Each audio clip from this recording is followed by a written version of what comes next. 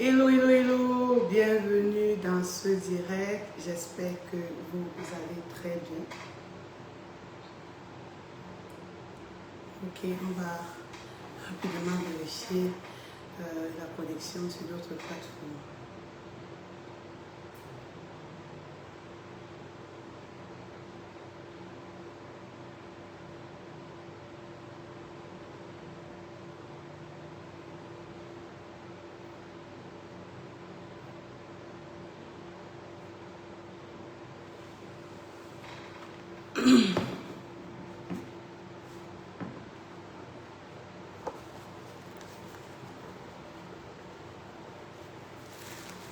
Bienvenue à toi qui te connectes. Vous allez m'excuser pour la voix.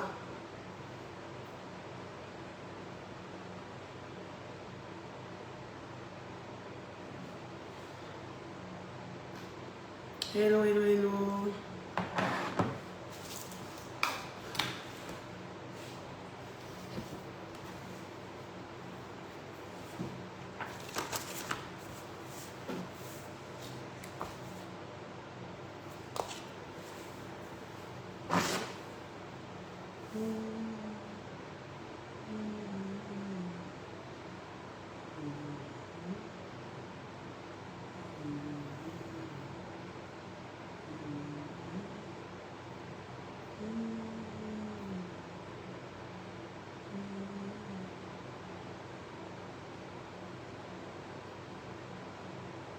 Pour ceux qui sont déjà connectés, likez la vidéo, partagez autour de vous et surtout mettez des cœurs afin que les autres puissent être au courant que nous sommes en live.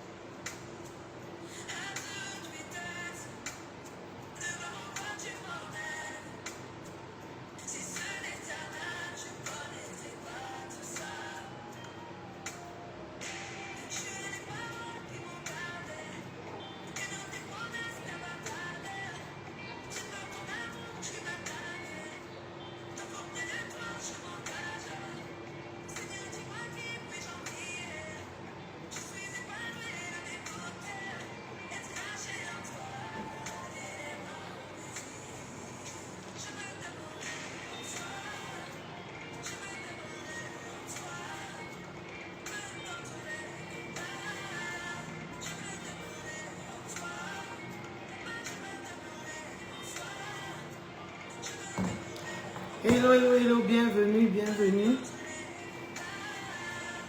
Est-ce qu'on m'entend bien? Mettez un en commentaire si vous écoutez très bien ce que je suis en train de dire.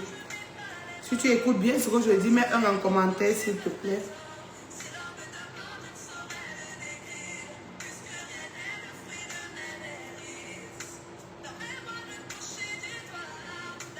Ok, super. Aujourd'hui, nous allons parler de 5 choses indispensables pour avoir une vie heureuse. Bienvenue à toi, Christelle. Je vous prie de tapoter le like, de liker, de faire monter la vidéo afin que d'autres femmes soient au courant que nous sommes connectés. Déjà, nous revenons de la conférence de Paris qui s'est très bien passée par la grâce de Dieu. Nous avons eu des femmes, le nombre était au-delà de nos attentes. Nous disons merci à notre communauté de Paris qui nous suit chaque jour. Ce sont des femmes fidèles. Elles étaient présentes et je ne prends pas cela pour acquis, vraiment, mais c'était quelque chose d'exceptionnel. Et nous avons actuellement une cohorte de femmes que nous sommes en train de former sur la restauration des mariages et sur la préparation au mariage.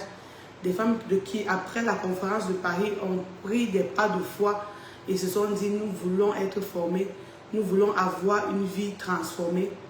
Et je vous assure, je sais que chaque femme est rentrée avec quelque chose de plus dans sa destinée maritale. Donc, merci pour votre amour, pour vos likes, pour vos commentaires et tout le soutien que vous m'avez apporté pendant cette conférence. Ça n'a pas été un long fleuve tranquille, mais je vais vous épargner certains détails. Mais nous avons eu la victoire sur l'ennemi, nous avons eu la victoire sur tout ce qui était programmé comme négatif par rapport à cette conférence. Et après la conférence, directement, je devais aller au village pour l'enterrement de mon beau-père. C'est pourquoi pendant une semaine, on n'a pas communiqué sur la page. En fait, il y avait des communications, mais il n'y avait pas de live. Donc aujourd'hui, je reviens avec un sujet qui va sûrement t'intéresser et qui va t'édifier. Parce que ce n'est pas tous les jours qu'on va parler de... Je vais dire, il y a le mariage, mais il y a ce qu'on appelle la sagesse de la vie. Tu peux prendre également cette sagesse que je vais t'enseigner aujourd'hui pour appliquer même dans ton mariage et tu auras toujours les résultats. Je suis Jovi Bellec, je suis à la tête du ministère Mariage Glorieux. Ça, c'est pour ceux qui me voient ou bien me découvrent pour la première fois. Cette chaîne, c'est pour, ou bien cette page, c'est pour vraiment valoriser l'institution du mariage. Et nous accompagnons les jeunes femmes mariées qui ont des difficultés dans leur foyer à retrouver l'harmonie et le bonheur. Nous formons également les jeunes femmes à la préparation au mariage. Et tout est basé sur, tout est tiré de mon expérience personnelle, parce que moi-même j'ai traversé des difficultés dans le mariage, et également de la Bible qui est le livre par excellence qui définit à juste titre l'institution du mariage. Aujourd'hui, je vais te partager 5 aspects indispensables, 5 choses indispensables dont tu as besoin pour être heureuse. Je vais entrer vraiment dans les détails aujourd'hui pour que tu connaisses ou bien pour que tu comprennes le fond de ma pensée. Parce que je vais citer des choses, tu vas dire, ah, on sait déjà ça et tout. Je vais prendre des propres exemples dans ma propre vie aujourd'hui pour te dire comment est-ce que tu peux utiliser, si tu dois capitaliser sur ces 5 choses-là pour pouvoir t'en sortir dans la vie. Dernièrement, on a eu la conférence sur Paris et c'est de là que j'ai tiré cet enseignement. La première des choses qui sera indispensable, ce sont tes convictions personnelles et des convictions personnelles guidées par Dieu.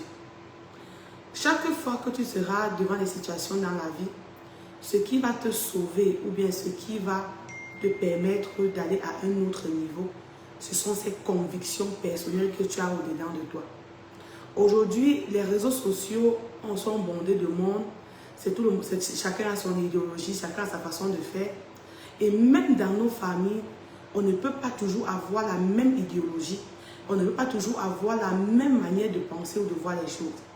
Mais ce qui va te sauver, ce qui va te rendre heureuse, ce sont les convictions que tu auras basées sur la direction divine. Beaucoup de gens se sont lancés sur les réseaux sociaux parce qu'on leur a dit dans un coaching que non, tu parles bien, il faut faire l'oratoire. Non, tu t'habilles bien, il faut faire telle chose. Non. Il y a ce qu'on appelle les convictions personnelles basées sur la direction divine.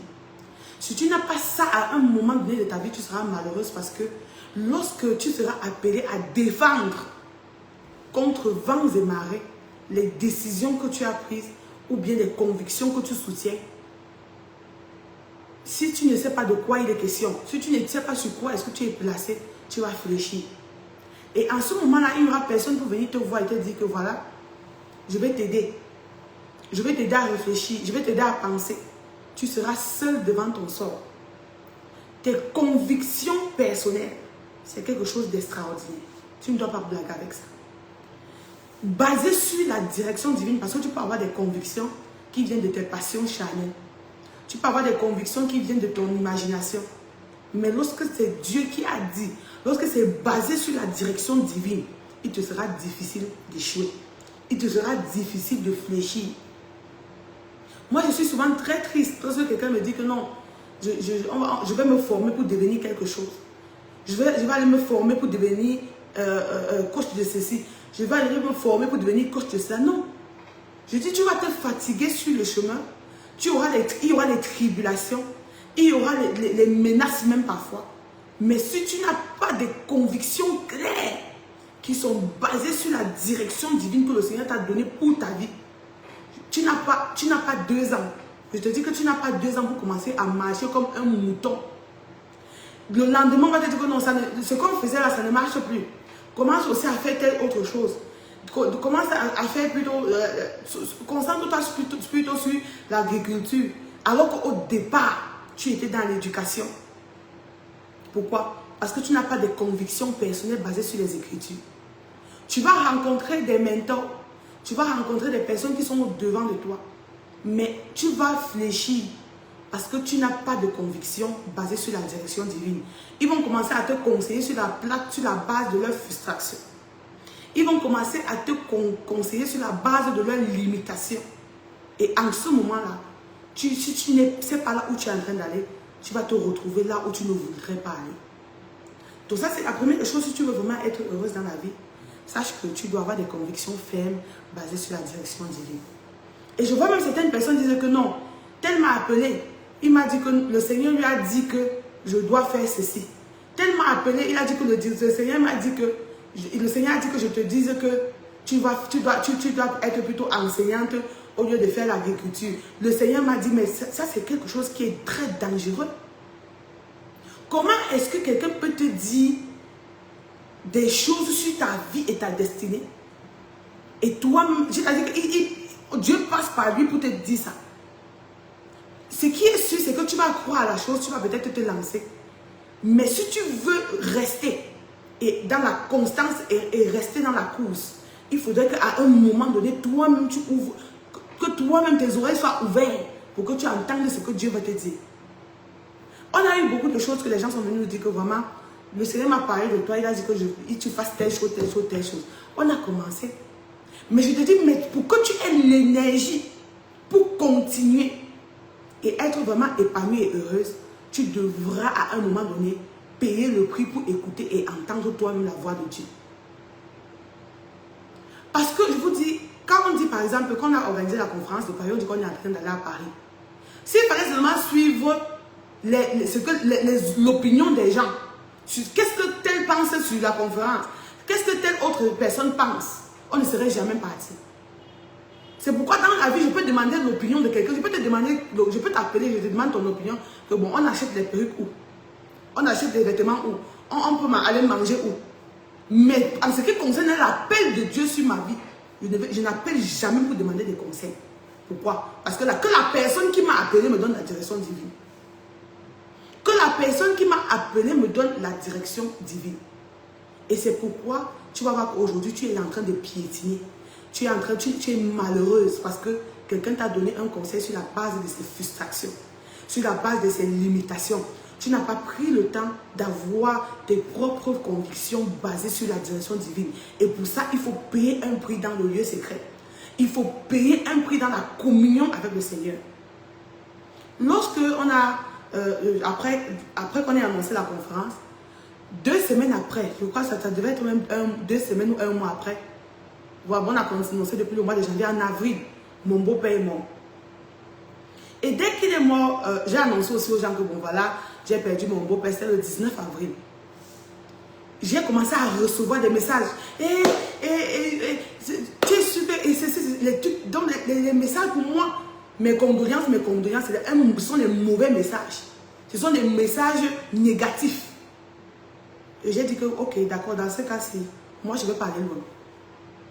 Personne ne vient me voir au deuil, parce que ce n'est pas votre deuil. La personne qui a même perdu son père ne se plaint pas. Que personne ne me cherche pendant cette période, parce que je sentais que ça devait devenir un sujet de distraction. Pourquoi? Parce que je connais mes convictions personnelles et je connais ce que Dieu m'a dit basé sur la direction divine. Et quand tu es déjà en train de marcher sur la direction divine, il y a beaucoup de distractions qui viennent sur le chemin. Mais ce que Dieu m'a parlé de ça, ça ne me concerne pas.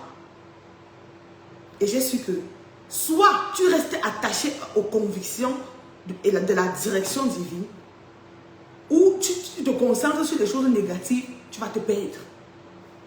Et il fallait voir les combats qu'on a vécu à la fin. Si j'avais fermé, si je m'étais distrait à monter, descendre, que je suis en deuil, oh, tel est mort, mon beau-père est mort et tout ça, je ne serais jamais arrivé sur le sol de Paris. Donc, aujourd'hui, je vais te dire qu'arrête de croire que tu vas te former pour devenir ce que tu vas devenir. Arrête de croire que c'est sur la base du conseil de quelqu'un que tu vas devenir ce que Dieu t'a appelé à devenir. Non, tu as besoin de la direction divine. À un moment donné, tu dois t'asseoir et dire à Dieu que je ne suis pas une sourde. Je veux aussi entendre de toi. Et la vérité, c'est que tu ne peux pas être réellement dit que tu es un enfant de Dieu et ne pas entendre de Dieu. Donc pour moi, si tu dis que tu n'entends pas de Dieu, tu manques que tu es un enfant de Dieu. Et aujourd'hui, on cajole trop les gens dans l'église et on leur fait croire qu'ils sont aussi des chrétiens. Mais quel est ce chrétien qui est chrétien depuis 5 ans, depuis 10 ans et n'a jamais entendu la voix de Dieu? Mais l'église aujourd'hui, on est obligé de les cajoler comme ça parce qu'on a peur de leur dire que vous n'êtes pas des enfants de Dieu et ils sortent de l'église pour partir. Mais c'est une honte pour toute personne qui se dit enfant de Dieu et qui n'a pas la communion avec le Saint-Esprit, qui est incapable de dire que voici ce que Dieu m'a dit et ça se réalise. Qui est incapable de dire que voici ce que Dieu dit pour 2024. Voici ce que Dieu dit pour ma vie. Voici ce que Dieu dit pour mon foyer. Tu n'es pas un enfant de Dieu.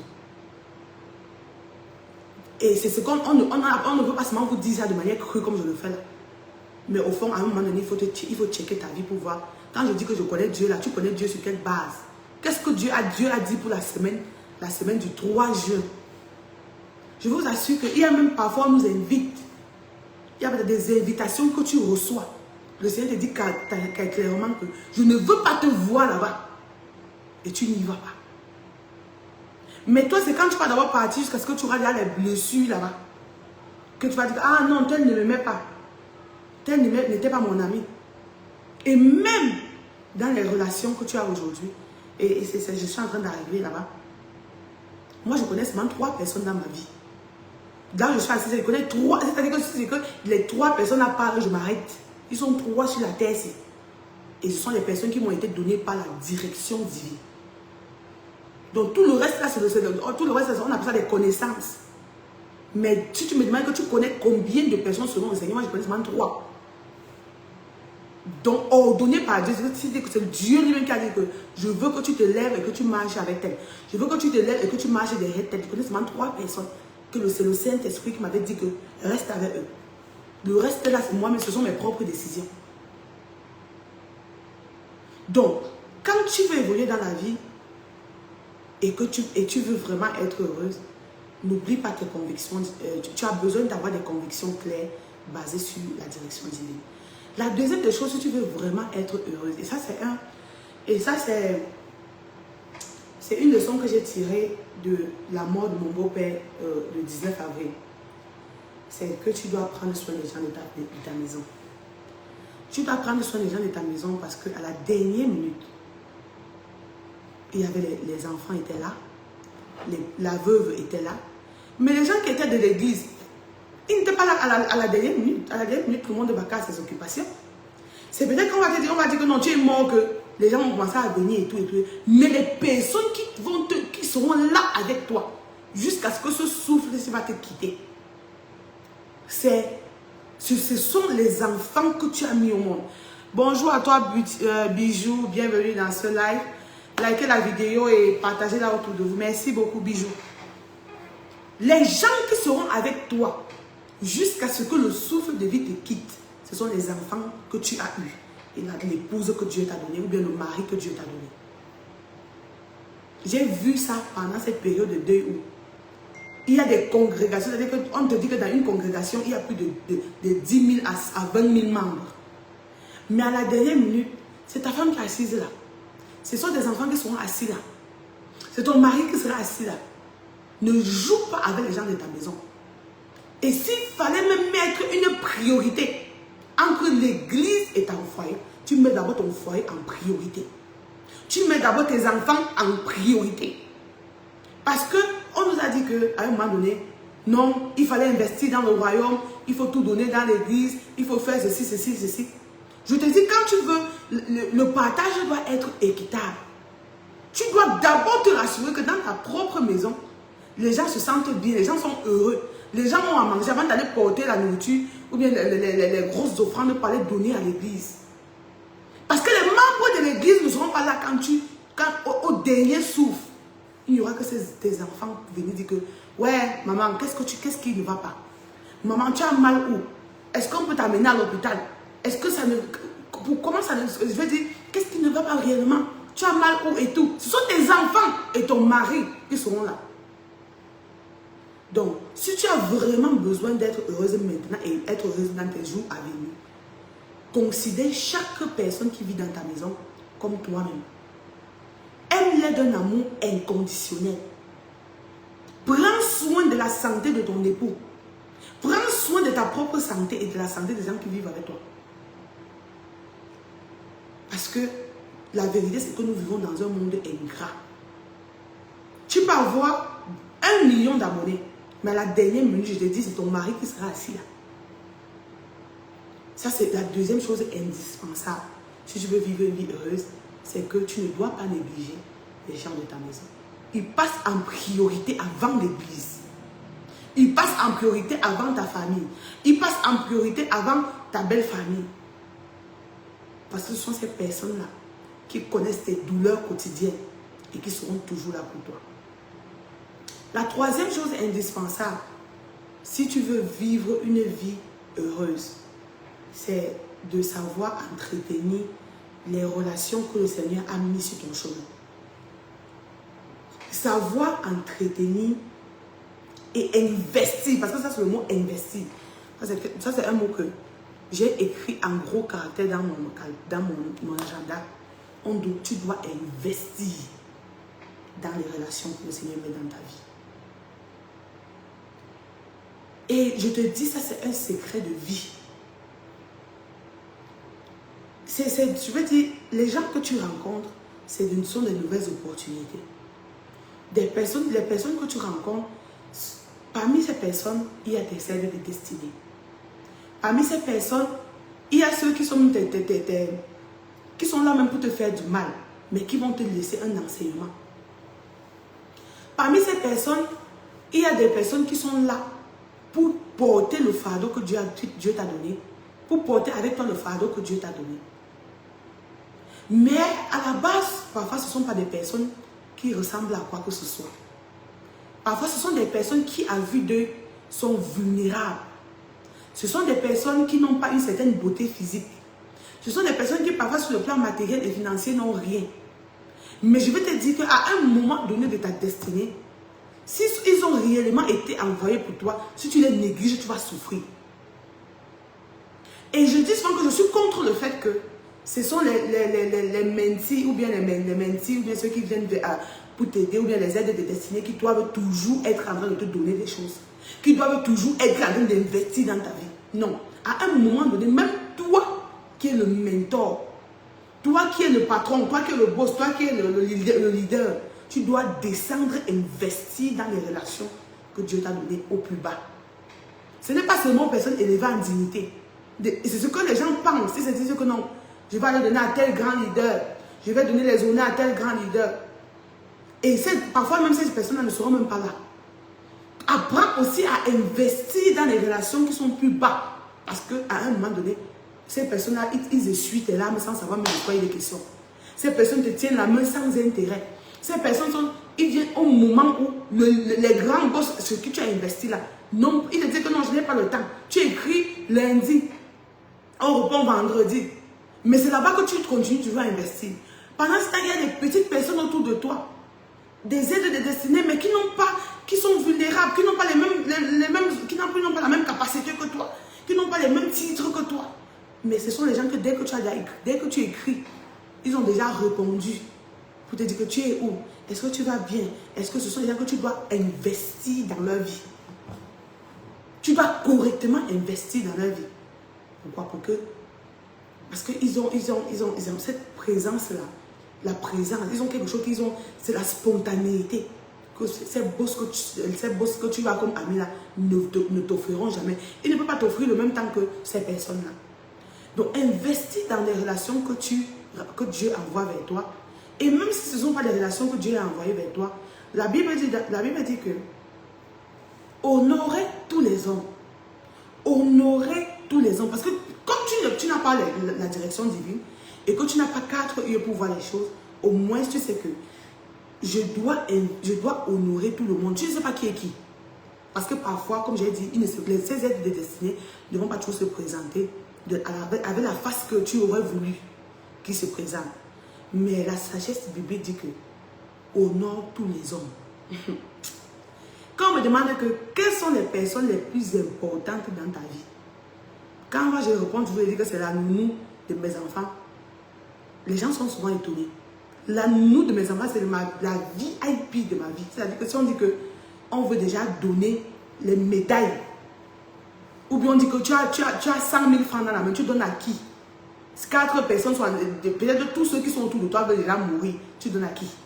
Je vais prendre ça, je vais remettre à la nounou de mes enfants. C'est la personne la plus importante dans ma vie. C'est la personne la plus importante dans ma vie parce qu'on voit seulement les vidéos, on voit la jolie belle que je suis, on voit mon mari, on voit tout. C'est cette fille-là qui porte, c'est-à-dire que tu as accouché tes enfants. Elle vient porter tes enfants avec toi. Je dis que je ne peux pas faire ce métier-là. Je peux même encore aller cultiver un champ quelque part. Parce que je n'ai pas la patience de ce genre de métier. Mais voir quelqu'un qui vient, elle a ses propres enfants. Elle vient, elle porte tes propres enfants et elle les garde comme plus que ses propres enfants. Tu veux me dire que c'est parce que tu es un boss perché quelque part là que je donne l'honneur là à ma ménagère, à ma nounou, plus que à mes mentors. Parce que je ne vois pas un mentor qui va venir me porter l'enfant ici pour que j'aille dans mes conférences. Donc, les relations et les personnes que Dieu a mis dans ta vie, tu devras apprendre à les honorer. Tu devras apprendre à investir dans ces relations-là et à les garder. Généralement, quand je voyage, quand je vais rentrer, j'ai des cadeaux. Il faut sortir sans faire la vidéo. Hein? Quand je rentre, ma ménagère a le plus grand, la nounou des enfants a la plus grosse part. C'est-à-dire que si j'ai 5 sacs à main, elle a 3. On va te dire oh non, oh, tu ne nous as rien donné et pourtant nous sommes tes frères. Tu es mon frère, mais est-ce que tu peux venir? Tu peux venir porter mes enfants? C'est la VIP de ma vie. Quand je rentre comme ça, là, je l'appelle dans ma chambre. Elle s'assoit. Elle dit que tu veux voir les photos. Regarde. On cause. Je dis que c'est une personne importante.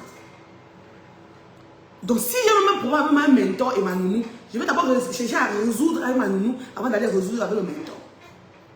Les relations aussi petites et aussi négligeables qu'elles soient, il faut entretenir ça. Tu vois les grands hommes là, ce ne sont pas les grands hommes qui font les grands hommes. C'est parfois les petites personnes qui font les grands hommes. Et il n'y a personne qui va dire qu'il est suffisant sur la terre. Si tu veux réellement être heureuse, entretiens ces petites relations que le Seigneur a mis autour de toi. Il n'y a pas un grand homme qui fait un autre grand homme. Ce sont les petits qui font les grands hommes. Parce qu'ils payent un prix.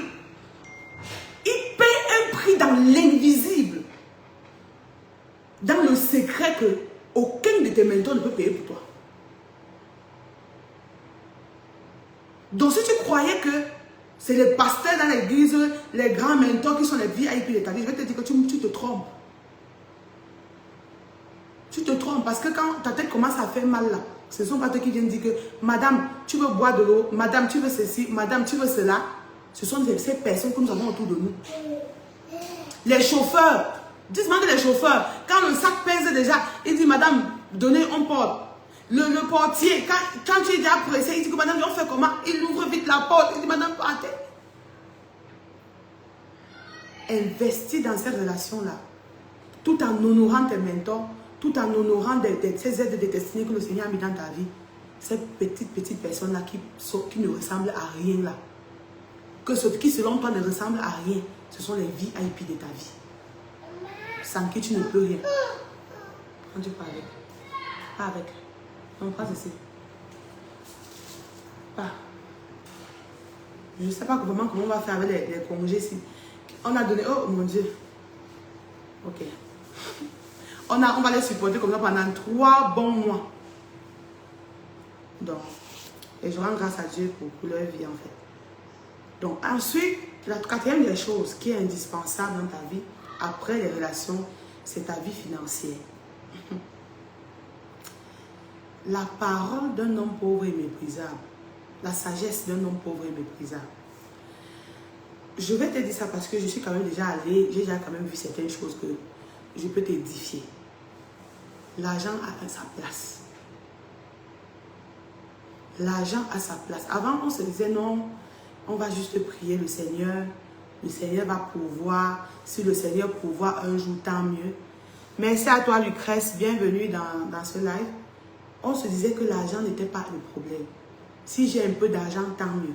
Si je n'ai pas l'argent, ça va. Si, bon, nous sommes les chrétiens, on ne doit pas trop insister sur l'affaire d'argent. Il faut être sanctifié, il faut être ceci et cela. Et je vais vous dire, plus j'évolue dans le ministère, plus je me rends compte que l'argent, même si tu as l'onction, jusqu'à ce que l'onction là coule, quand tu marches, on porte l'onction là dans les seaux. Le feu sort de ta tête comme ça là. Si tu n'as pas d'argent, tu vas mourir avec l'onction. Tu vas mourir avec l'onction et personne ne sera jamais au courant que tu avais l'onction. Je vais te prendre l'exemple de Élie. Le prophète Élie était un prophète. Il a fait tomber le feu. Il était un prophète redoutable. Mais il a été confronté à la famine. Et il est parti voir la veuve de Sérepta.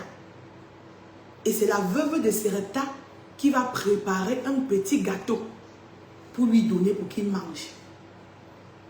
Pour te dire que même si tu es oncionné n'importe, tu as l'onction n'importe comment, à un moment donné dans la vie, si tu t'amuses, tu vas mourir de faim. Si tu t'amuses, tu vas mourir de faim. Et tu vas nous dire que tu priais beaucoup, tu vas nous dire que tu jeûnais beaucoup. À un moment donné, tu dois utiliser ton cerveau pour créer de la richesse. Et une richesse qui dure. Le prophète Élie, malgré son statut de prophète, a été nourri par une veuve.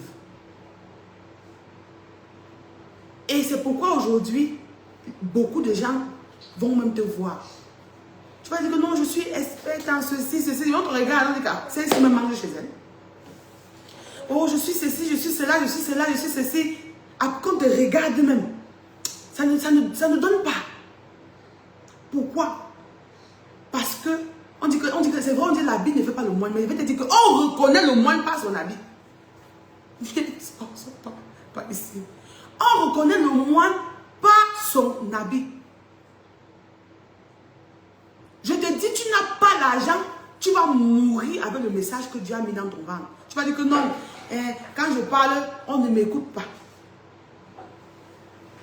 Quand je fais les conférences, les gens ne viennent pas. En fait, tu vas me d'abord faire la conférence avec quoi? Puisqu'il faut l'argent. Tu vas dire que non, les gens m'écoutent et ils ne donnent jamais l'offrande. Mais tu as dit que c'est Dieu qui t'a appelé. Fais donc, tu sais que c'est lui qui t'a appelé, qui pourvoit. Mais aussi, Dieu ne va pas seulement rester au ciel et envoyer les billets de banque qui vont tomber par le plafond. Même si toi, tu te réveilles, tu vois l'argent qui a rempli ta chambre, c'est de la sorcellerie. Mais parce que tu sais Dieu, mais parce que tu sais Dieu, tu as besoin des sources de revenus, tu as besoin des vases où le Seigneur va mettre cet argent-là pour que son œuvre puisse être continuée, pour que tu sois vraiment une femme heureuse. Comment tu veux dormir 24 heures sur 24, ne jamais avoir une source de revenus et vouloir que le Seigneur te bénisse? Comment? Très vite, tu vas commencer à les manigances sur Internet. Tu vas commencer à changer le message. Tu vas dire que non, aujourd'hui, je vais vous enseigner sur comment devenir coach et faire $3 000, 3 000 € le mois. Alors que Dieu ne t'a jamais envoyé parler de ça. Pourquoi? C'est la famine. Tu seras obligé d'inventer les stratégies et les choses que Dieu ne t'a jamais envoyé faire. Pourquoi? Parce que tu ne sais pas que tu dois avoir des sources de revenus stables. Tu vas organiser une conférence. Après, on va entendre que tu es en train de demander les fonds. Tu vas appeler les gens au téléphone que, pardon, prête-moi même 200 000. L'argent du billet d'avion ne suffit pas. S'il te plaît, prête-moi 500 000. Tu sais que je vais louer la salle. Tu vas dire ça à qui? Et même si tu fais la première fois, on va te prêter. Parce qu'on croit à ta vision. Mais la deuxième fois, tu vas aller prêter l'argent à qui pour continuer? Tu as besoin d'être financièrement autonome. Et de l'affaire d'argent là est véritable. À tous les niveaux. J'ai des exemples autour de moi. Depuis que j'ai compris ça, j'ai investi la graine que Dieu me donne dans la connaissance afin d'attirer à moi les finances. Très bien. Tu vois, on finit d'évangéliser. C'est toi qui dis encore que, ouais, pardon, prêtez-moi 100 francs, je veux prendre le taxi. Donc, tu me dis donc que Dieu est un Dieu menteur. Mais il a dit que finis de prier et il va travailler. Je te dis, si tu n'as pas ton argent, ou bien tu n'as pas l'argent, tu seras malheureuse. En fait, à un niveau même, tu vas même fuir les gens. Et même, tu seras frustré à distance. À distance, les gens vont te frustrer. Mais qu'est-ce qui fait que les gens n'ont pas l'argent aujourd'hui? Ou bien les femmes n'ont pas ces finances-là et tout? C'est l'orgueil. C'est l'orgueil qui fait que depuis, tu n'es pas millionnaire. Parce que je me rappelle quand j'ai commencé mon entreprise, je portais mes cartons sur la tête. Jusqu'aujourd'hui, je n'arrive même pas à vraiment faire les make-up, à vraiment être toujours sur les talons. Pourquoi? Parce que moi, j'ai fait un travail, un métier qui demande qu'on porte les marchandises. Et je ne peux pas voir la perruque sur ma tête. Ma marchandise est là, au lieu de porter, j'enlève les bêtises, moi je dépose. Je ne peux pas être là, au lieu que je suis en train de porter les cartons que je vais aller stocker pour livrer. On entend que je suis en train de faire le make-up. Non, c'est de l'orgueil aujourd'hui de voir des personnes qui n'ont pas d'argent. Parce que si tu étais quelqu'un de humble qui sait que je peux commencer petit, j'ai porté les marchandises sur ma tête. Et on avait acheté la première moto de livraison 1 an après. Et jusqu'à aujourd'hui, les gars savent que si madame a dit qu'on fait un truc, on ne fait pas non. Elle va porter, elle va partir faire. Donc pour moi, c'est du tic au tac. Donc les gars ne me font jamais le chantage. Tu t'amuses, tu dis que tu ne vas pas livrer, ou bien tu ne vas pas travailler. Moi-même, j'entre là, je n'ai pas fait. Parce que je sais que à un moment donné, on a été méprisé. Tu n'es pas encore millionnaire aujourd'hui parce qu'on ne t'a jamais méprisé. On ne t'a jamais insulté comme nous, on nous a insulté. C'est que j'avais une bailleresse. Ma bailleresse là, lors des moments de troubles dans le foyer, la facture d'eau était de 2000 francs. C'est-à-dire dans les 2 euros, 3 euros. La facture d'électricité, de lumière était 5000 francs, c'est-à-dire 10 euros. Je n'avais pas ça. Je devais prendre pour payer. La femme là, je dis qu'elle organisait je dis que même dans la nuit, quand je me couchais, j'entendais comment elle passait à la fenêtre avec ses soeurs. Regarde une femme inutile. Elle est couchée là-bas dedans. Elle attend le mari pour venir payer la facture de 2000. J'écoutais très bien ce que ces mamans-là disaient.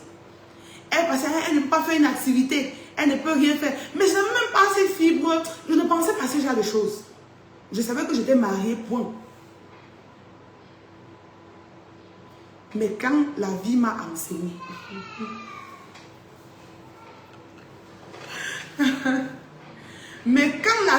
enseigné, tu t'amuses là où je suis là, je ne vais pas acheter la tomate du revend. C'est toi qui vas me voir en ville. Tu vas dire que voilà la coach en train de vendre les tomates. C'est ta tasse de thé. Mais j'ai compris que mon bonheur passe par mon indépendance financière. Mon bonheur passe par mon autonomie. Et tu dois travailler cet aspect de ta vie également. Si tu veux vraiment être heureuse. Et pour chuter, je vais te parler du 5e aspect sur lequel tu dois beaucoup travailler. C'est ce qui constitue un aspect indispensable si tu veux être une femme heureuse, c'est ta mission de vie. Je te dis, il n'y a rien qui va te rendre heureux sur cette terre-ci comme ta mission de vie. Le bonheur et la satisfaction de savoir que tu es utile pour ton monde. Quand on organise toujours les conférences, les gens sont parfois surpris du nombre de personnes qui vont arriver et tout. Moi, je dis que je ne suis pas surprise. Parce que je ne peux pas compter le nombre de femmes qui m'écrivent par jour en inbox. Mon mari a fait ceci. Mon mari a fait cela. Ma situation, ça ne va pas. Donc, quand je porte ma valise, jusqu'à ce que je dis que je pars dans un pays, ça veut dire que moi-même, déjà, à la base, au moins, c'est peut-être 30 personnes qui m'attendent. Au moins. C'est-à-dire 30 personnes que j'ai eu à encadrer. On ne met pas la vie des gens sur mariage, la vie privée des gens sur mariage. Je vous ai dit ça que si vous attendez le jour où on va venir écrire ici, là, que voici tel, elle, son mari, fait comme ça, comme ça, comme ça. Et les coachings sont individuels. Ce qui fait que tu ne peux pas savoir qui est aussi en coaching comme toi. Tu ne peux pas savoir qui est venu en coaching comme toi. Tu ne peux pas savoir qui a acheté un livre de mariage glorieux. Tu ne peux pas savoir qui est allé raconter son histoire à la coach. Parce que nous, les histoires racontées sont essentiellement confidentielles. Mais c'est quand je porte ma valise pour entrer dans un territoire que tu comprends qu'il y a un travail de fond qui est fait en inbox, qui est fait dans les groupes WhatsApp, qui est fait avec les femmes en retrait. Et elles répondent toujours présentes. Et c'est cette communauté-là qu'on a pris le temps de bâtir dans les pays, les foyers qu'on a restaurés dans les pays, qui constituent aujourd'hui un levier qui nous permet d'aller faire des conférences. Je te dis que ta mission de vie fait partie des choses qui te rendra la plus heureuse sur cette terre-ci. Tu pleures encore pour le mari parce que tu n'as pas vraiment découvert cette mission de vie-là. Quand tu vas commencer à servir ton monde, je te dis, c'est plus que le bonheur même d'avoir un enfant. La Bible dit que cherche premièrement le royaume. Parce que ta mission de vie, c'est le royaume. C'est cette sphère sur laquelle le Seigneur t'attend. Il dit que toute autre chose te sera donnée par-dessus moi. Moi, je ne me balade pas beaucoup. Je ne me disperse pas beaucoup. Je sais exactement ce que je suis en train de faire. Et toi, tu es surpris que non. Comment? Et tu vas voir les gens, ils sont tout le temps en train de chercher le mari qui va les aimer. Ils sont tout le temps en train de chercher la personne qui va leur donner de l'argent. Ils sont tout le temps en train de chercher les relations où ils vont aller, on va les décevoir. Ils sont toujours en train de chercher les amitiés. Ils sont toujours en train de chercher les relations à dormir debout. Pourquoi? Parce qu'ils n'ont pas de mission de vie. Quand tu as ta mission, les vrais amis, c'est Dieu qui te donne. Les vraies relations, c'est Dieu qui te donne. Les vrais contacts, c'est Dieu qui te donne. Oh, les femmes que j'ai rencontrées à Paris. Si je prends seulement mes amis de Paris que j'ai eu le mois de Messi à la conférence, je dis que elles seront seulement mes amis pour toute la vie. Je ne suis pas sûre que je peux manquer d'amis. Je ne suis pas sûre que même dans ma vieillesse, c'est suffisant. Et qu'est-ce qui me permet de rencontrer ce genre de personnes? Qu'est-ce qui me permet de rencontrer ces personnes extraordinaires? C'est ma mission de vie. Parce que si j'étais même la meilleure épouse au monde, je ne suis pas sûre que ces femmes devaient venir à moi. C'est parce que j'ai quelque chose à offrir au monde qu'elles viennent. Même si j'étais la femme la plus gentille du monde, ce qui est sûr, ce n'est que ma famille devait être au courant que je suis gentille. Mon quartier devait être au courant que je suis gentille, mais pas les extrémités de la terre. Les vrais amis, les bonnes personnes, le Seigneur va commencer à te les donner quand tu seras sur le chemin de ta mission. Et c'est pour ça qu'aujourd'hui, nous, on ne tremble pas beaucoup. Si quelqu'un ne veut pas être avec nous, gloire à Dieu, alléluia, au revoir. Mais si tu veux être avec nous, oh Seigneur, nous te rendons grâce. Parce que si tu es avec nous ou tu es contre nous, la vérité c'est que Dieu ne peut pas nous laisser seuls. Aujourd'hui, au Cameroun, on n'a plus besoin d'avoir les amis de Yaoundé, de Douala et quoi. Non, non, non, non, non. Quand tu es dans ta mission de vie, Dieu te cherche une amie en Afrique du Sud. Une bonne personne en Afrique du Sud qui devient ton ami. Et là, tu es en paix.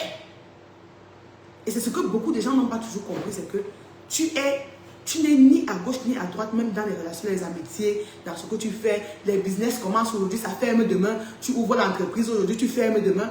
Tu rencontres telle bonne personne aujourd'hui, demain pas fait le commérage sur toi.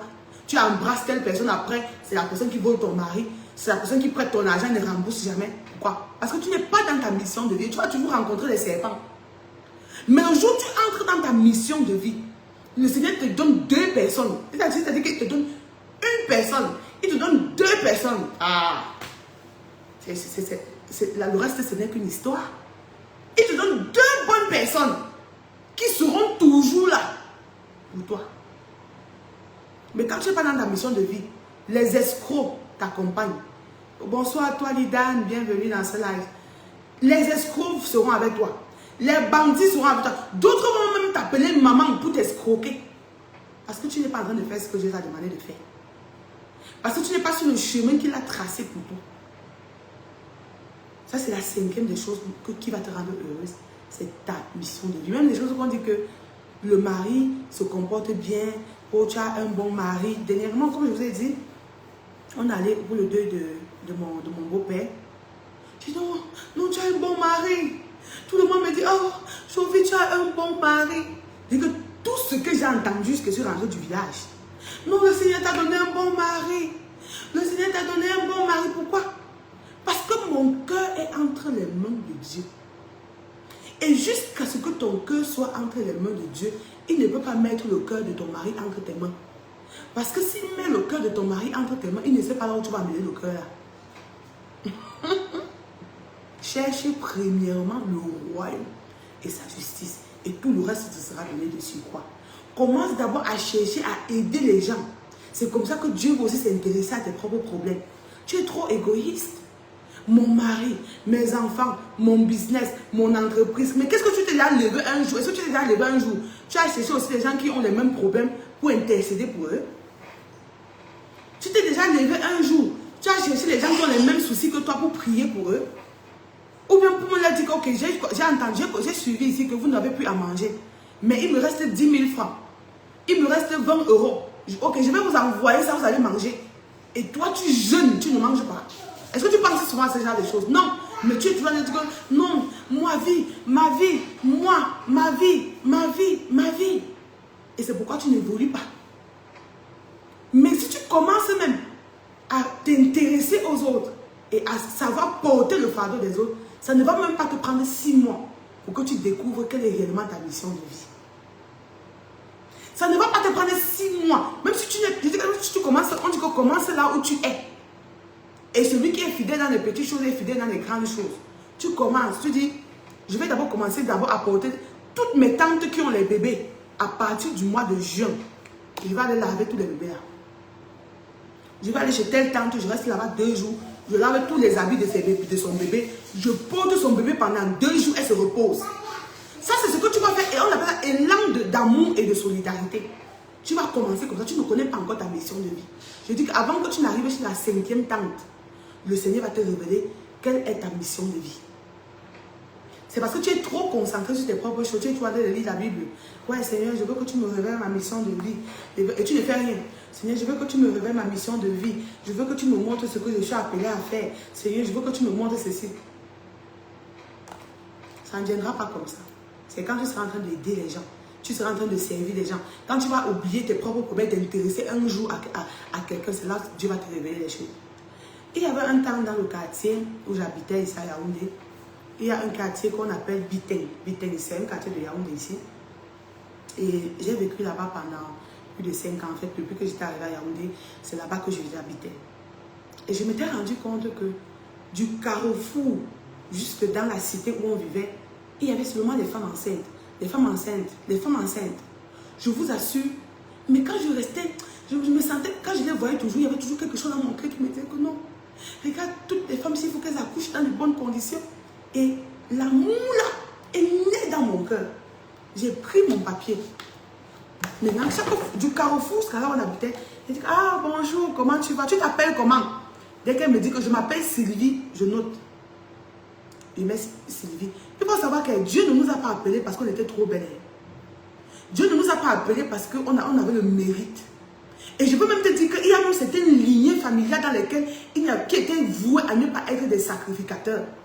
Peut-être dans ma lignée familiale, c'était qu'on devait se mettre des hommes d'affaires, ou bien on devait se mettre des enseignants, ou on devait se mettre des agriculteurs.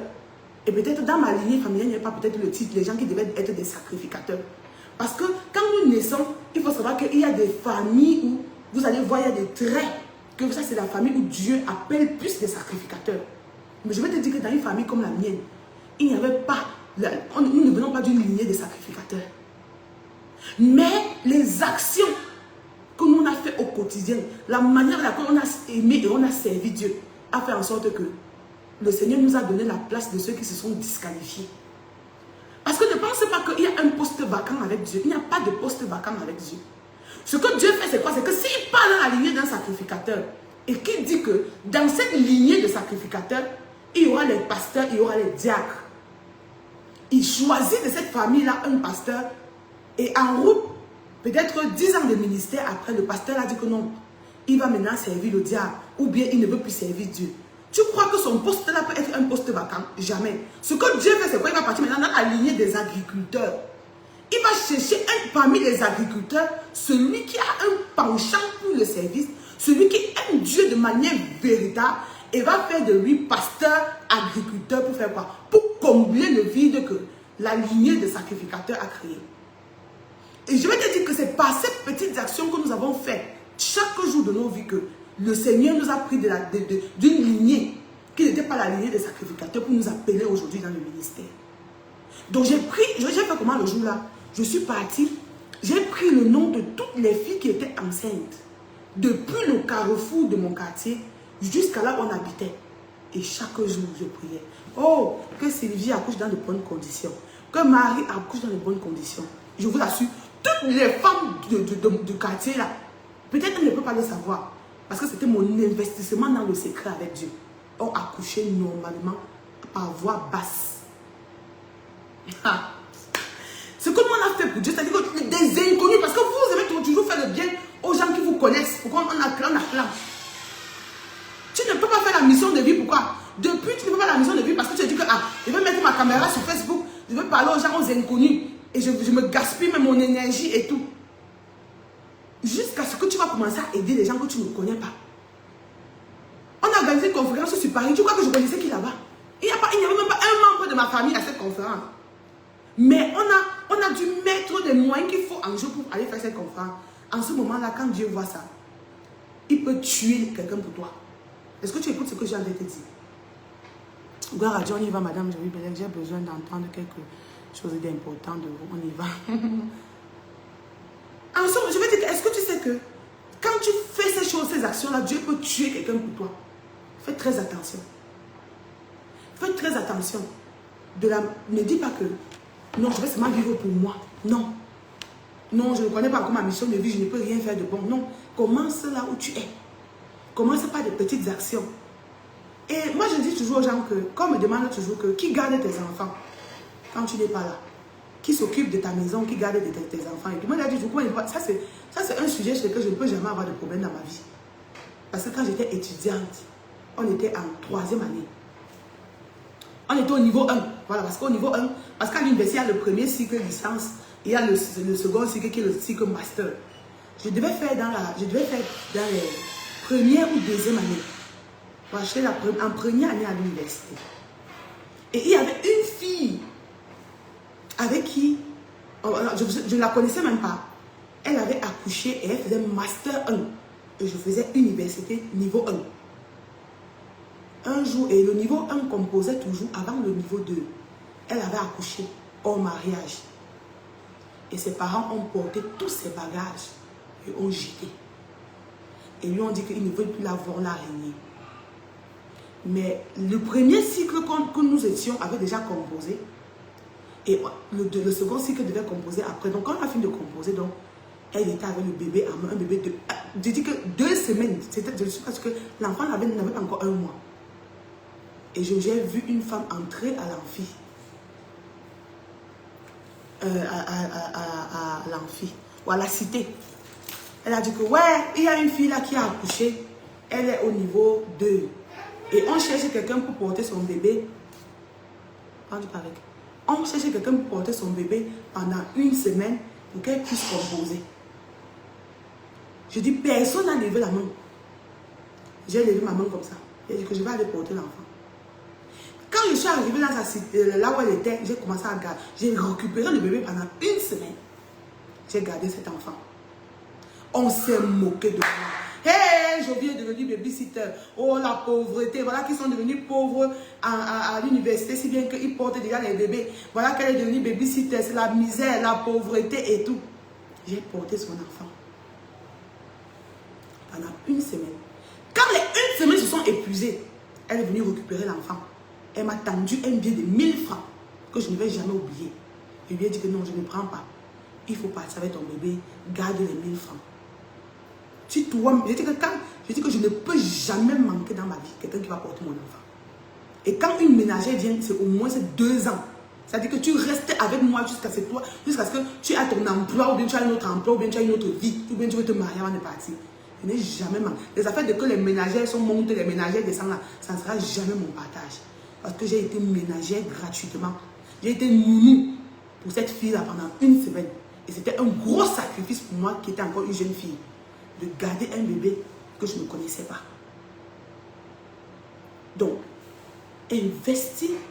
Je vais dire que fais tout pour connaître quelle est ta mission de vie. Mais en attendant, commence à aider les gens. Commence à aimer véritablement les gens qui sont autour de toi. Donc, voilà ce que j'avais à partager avec vous aujourd'hui. Et je vais dire à tous ceux-là qui me contactent et qui me disent, oh coach, on veut travailler avec toi. Vous devez savoir que ce soit les rendez-vous, les coachings et tout ça c'est payant. Et c'est pour votre bien. Parce qu'à un moment donné dans la vie, il faut faire le tri. On doit savoir qui veut avancer dans sa vie et qui veut rester en arrière. Tu dois prendre les bonnes décisions qui concernent ta destinée. On a également les livres Secrets de femmes pour un mariage glorieux, La bonne préparation au mariage qui favorise les ossements, Surmonte la tempête et vit les délices du mariage. À un moment donné aussi, parfois tu peux être dans un état où tu n'as pas vraiment les moyens qu'il faut pour payer, peut-être payer un coaching. Mais commence par acheter un livre. Commence par acheter le livre que la personne a écrit. Parce que il y a beaucoup de choses qu'on dit dans les livres qu'on ne va même jamais enseigner. Les livres sont disponibles à Brazzaville, en Côte d'Ivoire, au Gabon, au Cameroun, au Bénin, au Togo. Tu écris, on t'envoie, on va te dire où est-ce que tu vas venir. Oui, vas-y. Tu écris, on va te dire là où tu vas venir prendre ce livre-là. Et on va même te livrer à domicile si tu le souhaites. Commence à voir là où avec ce que tu as. Achète un livre et commence à le lire. Ou bien prends un rendez-vous de 30 minutes pour causer avec moi. En 30 minutes, tu peux avoir la solution à ton problème. Donc, que le Seigneur te bénisse et vraiment reçois cette vidéo encore. Et ne quitte pas sans avoir liké et sans avoir partagé ce live. Que le Seigneur te bénisse. On va se voir dans un autre live très très prochainement. Shalom, shalom, shalom. Et merci encore une fois de plus pour tout votre soutien apporté lors de la préparation de la conférence de Paris. Je vous aime très fort. Bisous.